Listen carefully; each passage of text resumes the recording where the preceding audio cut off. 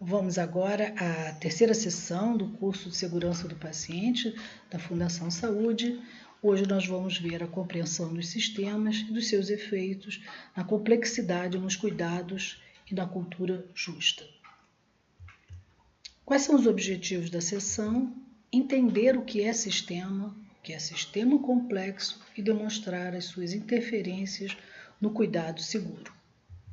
Compreender as consequências da abordagem pessoal, aqui está em voga no momento, diante da abordagem sistêmica dos erros que é que nós queremos implantar. Abordar a necessidade de se implantar uma cultura justa para que a abordagem sistêmica possa se dar. Esses conceitos serão analisados e serão vistos ao longo dessa sessão, né? Nós vamos dividir em dois momentos, a abordagem sistêmica dos erros em saúde, a abordagem sistêmica e a cultura justa.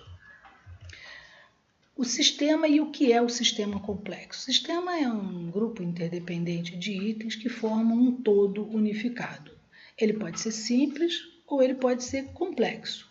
O sistema complexo é quando muitas partes desse sistema interagem entre si, sendo quase que impossível prever o comportamento dele baseado no conhecimento de cada um de seus componentes. Eles são inteiramente interdependentes. Esse é o conceito que se aplica à segurança, ao cuidado seguro. O cuidado seguro depende de vários elementos, como, por exemplo, muitas pessoas, muitos profissionais, fazendo a coisa certa, no momento oportuno, no local adequado e com o material apropriado. São muitos elementos que estão em jogo para que o cuidado seguro se dê. Quais são esses itens do sistema complexo? Alguns deles. O mais importante é o que está no meio do furacão, que é a vulnerabilidade dos pacientes. Os pacientes, nossos principais interessados, eles são vulneráveis e frágeis pela própria condição de doente. Há uma grande quantidade de atores envolvidos, não só os pacientes e a equipe de saúde, mas os seus familiares, o trabalho, a mídia, enfim, uma série de indivíduos fazem parte desse sistema de saúde. Diversidade de recursos humanos e técnicos, uma gama muito grande de recursos técnicos, de recursos humanos, nas diferentes unidades de saúde do país, né? Até porque há necessidades diferenciadas em cada nível de assistência. Dependência e autonomia dos profissionais. Essa aparente ambiguidade de dependência e autonomia dos profissionais de saúde é uma característica do sistema complexo de saúde, que ele trabalha dependendo. O profissional de saúde trabalha dependendo dos recursos tecnológicos, dependendo de uma série de condições que o sistema tem que lhe oferecer, mas ele é autônomo e responsável dentro das suas decisões, dentro da sua tarefa, dentro do que ele entrega. Grande especialização dos profissionais, isso também torna o sistema gradativamente mais complexo, uma vez que os profissionais já estão subespecializados, não só entre os médicos, mas em todas as outras carreiras da saúde. Variação das disposições dos ambientes.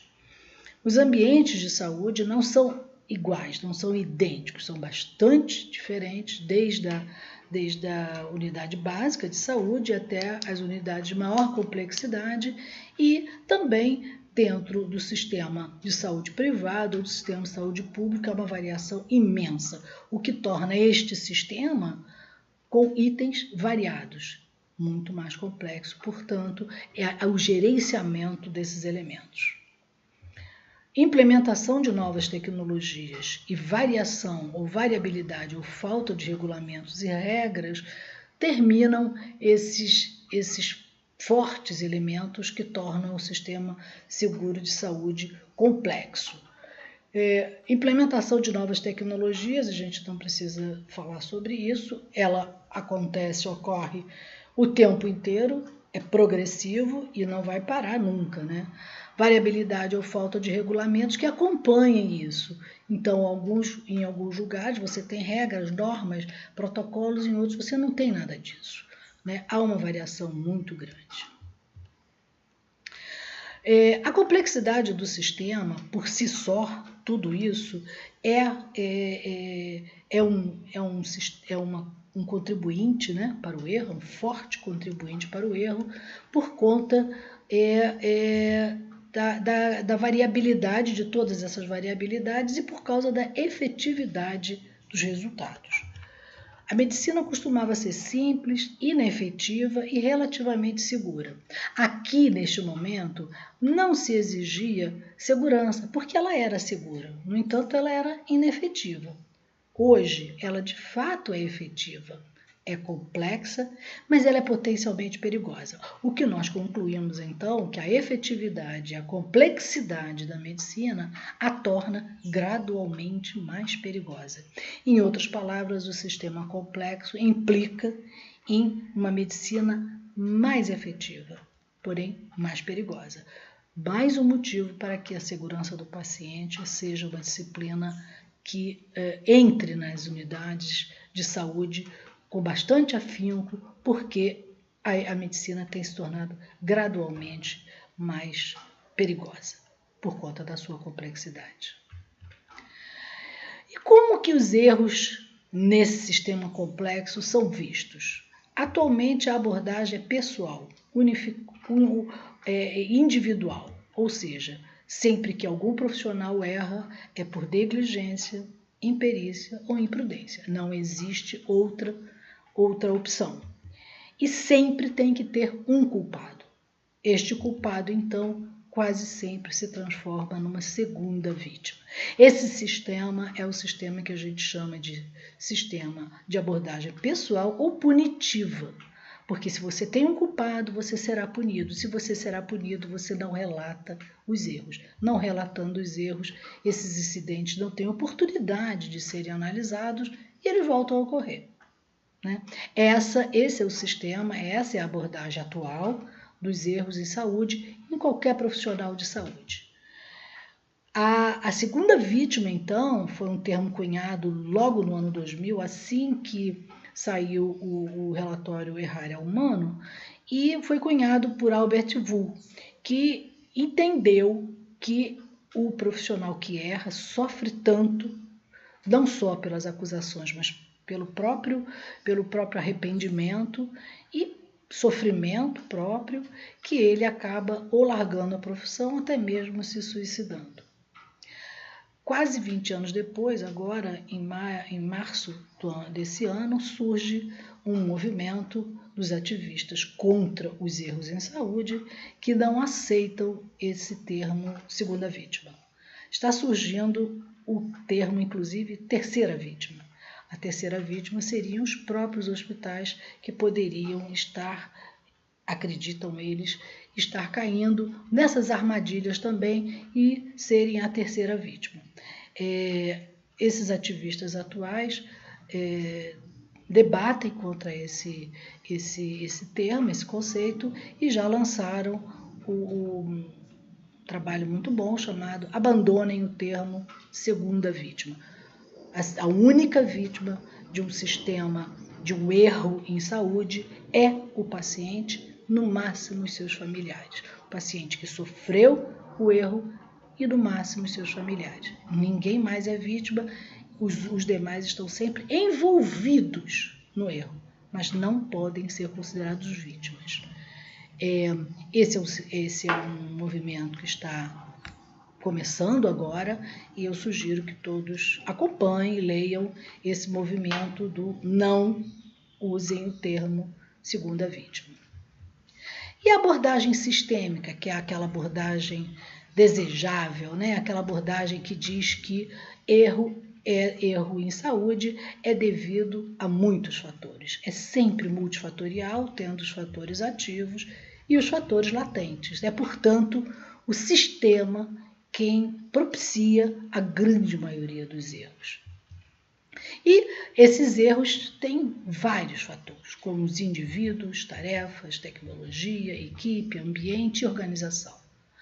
Os indivíduos não são só o médico, o paciente, os cuidadores, a família, os gestores, a mídia, todo mundo que está envolvido no cuidado. Entre as tarefas, o fluxo de trabalho, pressão do tempo, controle, volume de trabalho e muitos outros elementos que estão envolvidos na tarefa de cuidar do ser humano. Tecnologia, a gente falaria em quantidade, disponibilidade, acesso, né? Facilidade do uso e o próprio design das ferramentas, né? O design dos instrumentos usados no cuidado da saúde. Na equipe, tem um trabalho em equipe, todas as técnicas de comunicação, clareza nos papéis, definição dos papéis de cada um dentro de uma organização de saúde e, sobretudo, a coordenação das equipes. No ambiente, toda a parte ergonômica, como iluminação, segurança, limpeza, barulho, espaço físico, layout, etc. E, finalmente, na organização, liderança, cultura, regras, normas, políticas escritas, níveis de hierarquia, controle e supervisores. De fato, a organização de saúde é, de todas as organizações complexas, talvez a mais complexa. No ano 2000 também, James Reason, um psicólogo cognitivo, formulou a sua famosa teoria do queijo suíço e não dá para falar em erro sem citar essa teoria. Essa teoria é bastante boa porque ela faz uma analogia que é fácil de entender. Ela defende que se você projeta, planeja fazer uma tarefa, por exemplo, uma nefrectomia direita, o cirurgião planejou fazer uma nefrectomia direita e no final das contas acaba saindo uma nefrectomia esquerda. O que aconteceu nesse meio do caminho para que houvesse esse erro? O psicólogo cognitivo estudou os mecanismos que ocorrem e formulou que um dos mais importantes é a falta de barreiras para que este erro ocorra. Por quê? Porque essas barreiras partem do pressuposto que os erros humanos e os sistêmicos existem e que não dá para você mudá-los, mas dá para você mudar a forma como você trabalha, como o ser humano trabalha. Não dá para mudar o ser humano, mas dá para mudar a forma como o ser humano trabalha. Então, essas barreiras, que aqui seriam estas fatias de queijo suíço, seriam as barreiras contra os erros que podem acontecer no trajeto da tarefa, no meio da tarefa. E que fatores, ele reconhece que existem fatores que propiciam, que contribuem, que ele chama de fatores contribuintes. Ele chama de fatores contribuintes latentes, aqueles fatores que são típicos de processos e de gestão e que estão no back, ou seja, sobrecarga de trabalho, horário equivocado, equipe em múltiplas salas, iluminação inadequada. Isso são fatores latentes que o operador que erra não percebe. Já os fatores ativos são aqueles em que o operador percebe imediatamente. Eles são levados por erros, os fatores contribuintes são ou erros ou violações. Erros, nós sabemos, são não intencionais sempre, diferente das violações, que são transgressões, portanto, intencionais. Né? Os erros ativos, fatores contribuintes ativos, acontece na hora da tarefa com o operador identificando imediatamente. Esta é um desenho para mostrar que todo evento adverso, entre o evento adverso e o paciente, tem que haver essas barreiras chamadas organizacionais, que são políticas escritas, políticas de capacitação, padronização, simplificação, automatização, aperfeiçoamento de equipamentos e estrutura e muitos outros elementos, muitas outras barreiras que você vai identificando ao longo do caminho que a sua organização vai mostrando através dos erros. Bom, A abordagem pessoal e a abordagem sistêmica, ela tem um problema, que é o seguinte: se nós atribuímos a qualquer erro uma causa sistêmica, nós então estamos dizendo o equivalente a ninguém nunca é culpado. Isso não é verdade. Os erros sistêmicos, a abordagem sistêmica, realmente identifica uma grande causa dos erros tem uma origem sistêmica. No entanto, algumas não. E aí nós estamos na hora de falar sobre cultura justa. O que é justo, o que é honesto, o que a justiça, né, preconiza. A cultura justa nada mais é do que trabalhar com alguns conceitos como confiança, ausência de punição, comportamento aceitável e comportamento inaceitável. No fim das contas, cultura justa significa uma empresa com uma atmosfera de confiança, na qual não há punição, onde as pessoas são acolhidas e recompensadas por prover informação essencial sobre segurança, mas onde fica clara a linha que separa o comportamento aceitável do inaceitável, de modo que fica claro o que é erro, o que é violação. A cultura justa, então, ela busca a honestidade, ela busca a justiça. Como você implanta uma cultura justa no seu hospital? A primeira coisa que você vai fazer é disseminar a importância e a gerência do risco organizacional. O tempo todo a empresa tem que buscar gestão do risco, a gestão do risco daquela organização. Construção das regras, separando com clareza os erros das violações e deixando transparente o que a empresa considera aceitável, tolerável e inaceitável, e normatizando de forma clara as punições para aquelas violações e para aqueles comportamentos considerados perigosos ou inaceitáveis. Isso é o que nós chamamos de cultura justa. Nós vamos terminando por aqui com algumas dicas e algumas solicitações de trabalho de casa. Pesquise como construir e implantar uma cultura justa. Utilize os termos Fair and Just Culture para a busca. Fair and Just Culture, ou seja, uma cultura justa e legal. Melhor tradução. Liste os comportamentos que você considera aceitáveis, toleráveis e inaceitáveis para as unidades da Fundação Saúde. Esse é o trabalho que nós vamos fazer, uma das atividades que nós vamos fazer na próxima sessão, onde cada unidade de saúde vai levar as suas opiniões sobre o que considera comportamento aceitável, tolerável e inaceitável, para que nós comecemos a esboçar o nosso manual de comportamento da Fundação Saúde, a nossa cultura justa. Muito bom, muito obrigada, até a próxima, tchau.